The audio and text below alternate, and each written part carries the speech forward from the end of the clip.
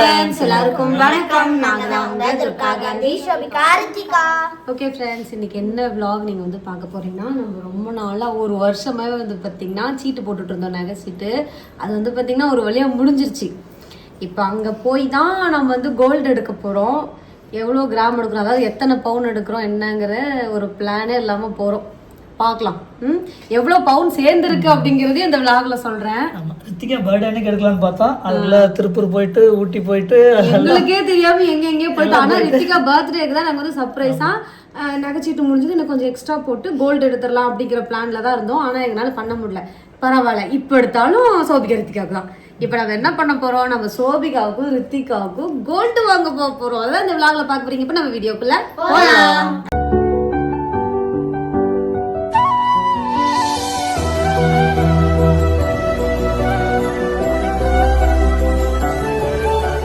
பார்த்தீங்கன்னா நகை எடுக்க போகிறது வந்து பாப்பாங்க ஸ்கூல்லேருந்து வந்ததுக்கப்புறம் அவங்களுக்கு போட்டு பார்த்து எடுக்கணும் அப்படிங்கிறதுக்காகவே வெயிட் பண்ணிட்டு இருந்தோம். அதனால் அவங்க வந்ததுக்கப்புறம் அப்புறம் இவருமே ஒர்க்குக்கெல்லாம் போயிட்டு வந்ததுக்கப்புறம் இப்போ நாங்கள் வந்து பார்த்திங்கன்னா போயிட்டுருக்கோம்.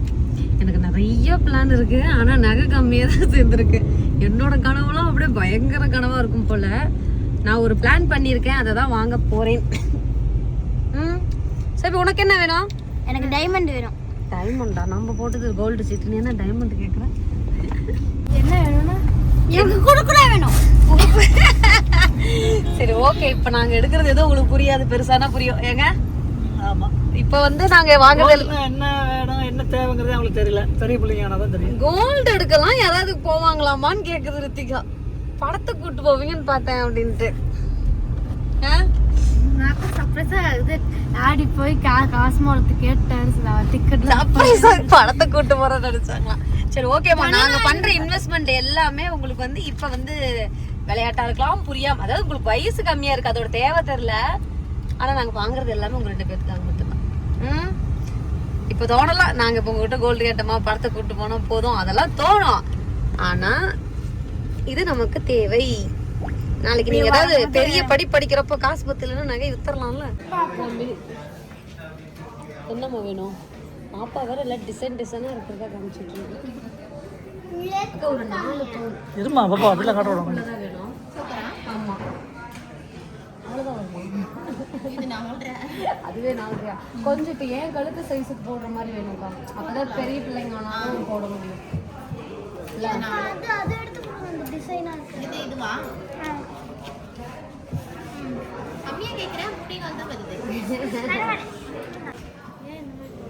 சாரி கட்டினாதான் ஒரு நகை போடுறப்போ அழகா இருக்கும். அதனால பிரைட்டா தெரியற மாதிரி பிங்க் கலர் தானே? ரெட்டா டைட்டா இருக்கா?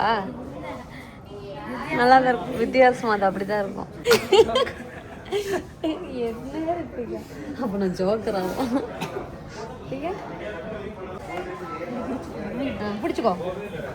பாரு, கண்ணாடியில் பாரு, அங்கே பாரு தெரியும். பிடிச்சிருக்குண்ணா. இந்த எக்ஸ்ட்ரா பிட் எதுவுமே இல்லாமல் இருக்குல்ல, பார்ப்போம். இன்னொன்று அப்படியே நெருக்கமாக நகை இருக்கிற மாதிரி இருக்கு, கேப்பும் இல்லாமல். பேக் அப்புறம் ஆஃப்டர் பார்த்தீங்க அப்படின்னா கயிறு போட்டுடலாம். ஆமாம் ஆமாம், கயிறு போட்டுருங்க.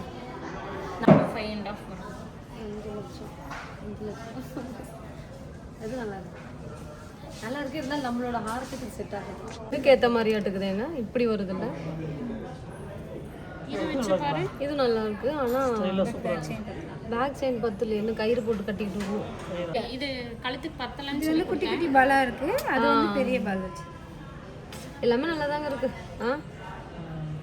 இந்த எல்லாமே வந்து ஆமாங்க, என்னமோ மாதிரி இருக்கு. எனக்கு பிடிக்கல, நல்லாவே இல்லை. கோல்டுனாலும் பிடிக்கணும் போல. நல்லா இருக்கு. இது வந்து துபாய் மாடல். 8 பவுன். 1 மட்டும். இது மட்டுமா? இது 3 பவுன். ஒன்று மேலே போட்டு அவ்வளோதான். எப்படி இருக்க? அதான் நான் இன்னும் ஒரு சொல்லு. இந்த 4 ஏதோ ஒன்று தான், நான் மறந்துடாதீங்க. 1 எது பிடிச்சிருக்கு? அதுக்கு என்ன அதை தந்துக்காது இல்லை. ரித்திகா, உனக்கு 4 எது பிடிச்சிருக்கு? ஃபர்ஸ்ட் ஒன்னா? உனக்கு நீ என்ன மாதிரி எடுக்க சொல்லி இதுவா உனக்குங்க உங்க அப்பா கிட்ட எனக்கு மாங்காய் தான் பிடிச்சிருக்கு. மாங்காய் இது கையில் வச்சிருக்கிறது எனக்கு இது பிடிச்சிருக்கு. அப்போ இது எனக்கு லூஸ் அது டைட்டாக இருந்துச்சா? அது ஒரு டைம் வாங்க. நான் சொன்னது தான் வாங்கணும். வேணா நான் சொன்னது எனக்கு வாங்கிக்கலாம். சரி இப்போ நான் எனக்கு வாங்கிக்கிறேன், அப்புறமா நீங்கள் வாங்கிக்கோங்க. நல்லா இருக்கும். கொஞ்சம் எக்ஸ்ட்ரா செயின் போடணும், இது டைட்டாக இருக்குது. எக்ஸ்ட்ரா செயின் 4 லிங்க்ஸ் போட்டால் போதும். ஆனால் இப்போதைக்கு தேவையில்லை. சரி ஓகே. நாங்கள் வந்து பார்த்திங்கன்னா அடுத்த நகை சீட்டுமே கையோடு போட்டுடலாம். இன்றைக்கி ஒன்று கட்டணும், திரும்ப நாளைக்கு ஒரு காசு கட்டணுங்க. அதுதான் எங்களோட பிளான். இன்றைக்கி ஒரு நாள் விட்டோம்னா ஒரு மாதமே போச்சு.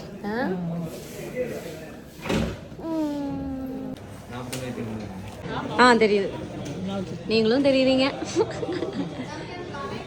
தேங்க்ஸ்க்கா. அந்த ஒரு விருந்து வைக்கலான்னு பார்த்தா ஃபுல்லாக சைடிஷாக தான் உள்ள போயிட்டுருக்கு. மெயின் டிஷ் இப்போ தான் வந்துச்சு. சாப்பிட்டு வீட்டுக்கு இதே தான் ரொம்ப நேரமாக சொல்லிட்டு இருக்கேன். சோறு வர மாட்டேங்குது. சரி ஓகே ஃப்ரெண்ட்ஸ், நாங்கள் வந்து பார்த்திங்கன்னா வாங்கிட்டோம். என்ன வாங்கியிருக்கோம்? சோக்கர் தான் வாங்கியிருக்கோம். நான் ஃபஸ்ட்டு என்ன வாங்கியிருக்கேன்னு உங்களுக்கு காமிக்கிறேங்க. டிசைன் தெரியுதா? நல்லா இருக்காங்க. சூப்பர். இதில் நம்ம 2 தோடு கூட வச்சுக்கலாம் மாட்டேது அந்த ஜிமிக்கியை. அப்படியா? நான் கேப் இருக்கு பாரு. ஆனால் பாரு எவ்வளோ பெரிய பாக்ஸில் கொடுத்துருக்காங்கன்ட்டு. இந்த பாக்ஸ் எனக்கு ரொம்ப பிடிச்சது. நம்ம வந்து பார்த்திங்கன்னா சீட்டு போட்டு தான் வந்து இந்த நகை எடுத்திருக்கோம். போன டைம் நாங்கள் சீட்டு போட்டப்போ ஆரம் எடுத்தோம். ஆரம் வந்து 6 பவுன் வந்துச்சு. 6 பவுன் 6.25 பவுன் வந்தது. அப்புறம் இந்த தடவை வந்து பார்த்திங்கன்னா நம்ம சீட்டு போட்டு சோக்கர் எடுத்திருக்கோம். அந்த ஆரத்துக்கு வந்து செட் ஆகிற மாதிரி ஒரு பிளான் பண்ணி எடுத்தேன். இன்னொரு சோக்கர் பார்த்தா அது கொஞ்சம் எக்ஸ்ட்ரா பவுன் வந்துருச்சு. அது எனக்கு காசு கொஞ்சம் கம்மியாக இருந்ததுனால நாங்கள் வந்து பார்த்திங்கன்னா எங்களால் இதுதான் எடுக்க முடிஞ்சுது. அது செயின் பின்னாடி ஹூப் மட்டுமே 1/2 பவுன் வந்துச்சு. சரி, எப்படி இருக்குன்னு எல்லாரும் மறக்காம கமெண்ட்ஸ்ல சொல்லுங்க. எனக்கு ரொம்ப சந்தோஷமா இருக்கு. எனக்கு இது வந்து பாத்தீங்கன்னா ரொம்ப நாள் ஆசை. நான் ரொம்ப நாளா சொல்லியிருக்கேன், ஞாபகம் இருக்காங்க. நம்ம ஃபர்ஸ்ட் சீட்டு போடுறதுக்கு முன்னாடி இருக்குல்ல, அந்த சோக்கர் வாங்கணுங்க, சோக்கர் வாங்கணும் அப்படின்னு சொல்லிட்டு நல்லா இருக்கும் அப்படின்னு சொல்லிட்டு ரொம்ப ஆசையா வந்து பாத்தீங்கன்னா பிளான் பண்ணி வச்சிருந்தேன். இப்போ போன தடவை நம்ம சோக்கர் வாங்கினோம்னா செட் ஆகாதுன்னு சொல்லிட்டு தான் சரி ஹாரம் ஃபர்ஸ்ட் எடுத்துடலாம், அதுக்கப்புறம் சோக்கர் வாங்கிக்கலாம். போட்டே சொன்ன ஞாபகம் இருக்கா? அடுத்த தடவை சோக்கர் தான் நான் எடுப்பேன். ஆனால் அவனு இந்த சோக்கரை பார்த்துட்டு வேற எந்த நெக்லஸை போய் பார்த்தாலுமே நமக்கு பிடிக்கல. சரி நெக்லஸ் டைப்பில் பார்க்கலான்னு போய் பார்த்தோம், எனக்கு எதுவுமே பிடிக்கல. சரி நம்ம ஃபர்ஸ்ட் இஸ் த பெஸ்ட் அப்படின்னு சொல்லிட்டு வாங்கியாச்சு. இது வந்து பார்த்தீங்கன்னா 4.25 பவுன். 4.25 பவுனில் வந்து நம்ம சோக்கர் எடுத்திருக்கோம். ஏற்கனவே பாப்பாவுக்கு எடுத்தது. அந்த இது வந்து நம்ம சோபிக்கு ரித்திக்கு எனக்கு அப்படின்னு பிளான்லாம் இல்லை, ஒரு செட்டு எடுக்கணுங்கிறது ஒரு பிளான் எடுத்தாச்சு. அடுத்தடுத்து இன்னும் கொஞ்சம் அவங்களுக்கு தேவையானது சேர்த்துக்கணும். எங்கள் வீடு இப்போ வீட்டு வேலை செஞ்சுட்டு இருக்கோம்ல, திரும்ப 2வது பால் கச்சுறப்போ பாப்பாங்களுக்கு போட்டுடுவேன் சோக்கரையும் அதையும். இங்கே போட்டிருக்காங்க ரேட் இதுதானே? சரி ஓகே. இப்போ எங்களோட நாங்கள் நகை சீட்டு போட்டு தான் வந்து பார்த்தீங்கன்னா எடுத்தோம். மொத்த நகையுமே வந்து நம்ம நகை சீட்டில் எடுக்கல, அதையும் நான் உங்கள்கிட்ட சொல்லிடுறேன். சீட்டு போட்டது வந்து பார்த்தீங்கன்னா 2,20,000 ரூபா. மாதம் 20,000 ரூபா நாங்கள் வந்து போட்டுட்டு வந்தோம். மாதம் 20,000 தானே? மாதம் 20,000 போட்டோம். 11 மாதத்துக்கு 2,20,000 ரூபா வந்துச்சு. அதுக்கு எங்களுக்கு கோல்டு எவ்வளோ சேர்ந்துச்சுன்னு பார்த்தீங்கன்னா எத்தனை பவுன் சேர்ந்தது? இந்த மேலே இருக்குதா? 17 கிராம் என்னமோ வந்துச்சு. 17 கிராம் நினைக்கிறேன். இந்த கீழே இருக்கு. 17 கிராம் வந்து பார்த்தீங்கன்னா எங்களுக்கு வந்து சேர்ந்தது. 2,20,000 17 கிராம் வந்து சேர்ந்துருக்கு. அதுக்கப்புறமா நம்ம எக்ஸ்ட்ராவாக வந்து பார்த்தீங்கன்னா ஒரு 2.25 பவுனுக்கு வந்து நம்ம எக்ஸ்ட்ரா பணம் கட்டணும். இதுக்கு பர்சன்டேஜ் வந்து பார்த்தீங்கன்னா 10.5 10% வந்து நம்ம எடுத்திருக்கோம். நாங்கள் சீட்டு போட்டதுக்கு செய்குலி சேதாரம் எதுவுமே இல்லை. ஆனால் நாங்கள் எக்ஸ்ட்ரா எடுத்த அந்த 2.25 பவுனுக்கு செய்குலி சேதாரம் ஜிஎஸ்டி எல்லாமே இருக்கு. 3% வந்து ஜிஎஸ்டி. ஜிஎஸ்டி எல்லாத்துக்குமே இருக்கு.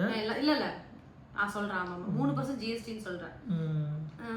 அந்த எக்ஸ்ட்ரா அமௌண்ட் மட்டும் எவ்வளோன்னு சொல்லி பார்த்தீங்கன்னா 2,52,096 ரூபா. 2.25 பவுனுக்கு இன்னைக்கு ரேட்டுக்கு 2.25 பவுன் 2,52,906 ரூபா. 996 ரூபா. 900 ரூபாங்கிறேன். 2,52,906 ரூபா. அதுதான் வந்து பார்த்தீங்கன்னா நம்ம எக்ஸ்ட்ரா கட்டின பணம். அதுக்கு வந்து 2.25 பவுன் வந்துச்சு. டோட்டலாக ஐயோ என்னங்க டோட்டல் அமௌண்ட் வந்து 4,58,346 ரூபா 4.25 பவுன்.